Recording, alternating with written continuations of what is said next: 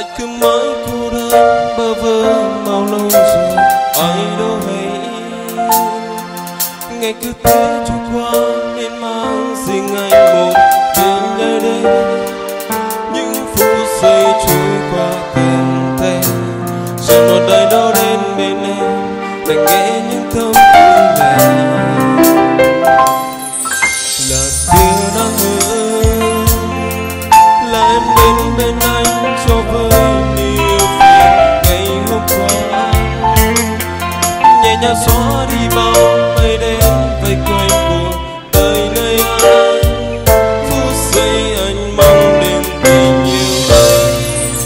Giờ đây là em, ngày anh sẽ mãi không quên.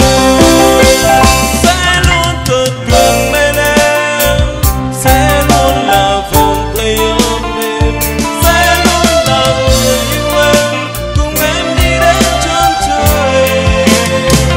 Lắng nghe từng nhịp tim anh, lắng nghe từng lời anh muốn nói.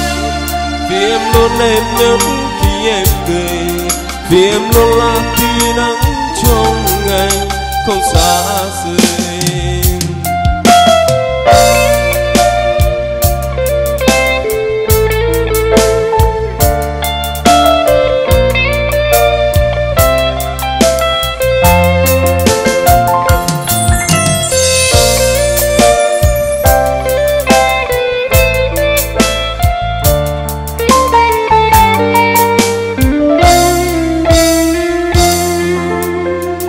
Bình minh xuân lối, nghe sau có em luôn bên anh trên con đường ta chung đôi.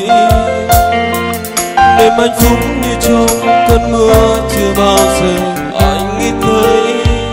Phút giây ta trao nhau tình nhiều ấy. Giờ đây là em, người anh sẽ mãi không quên.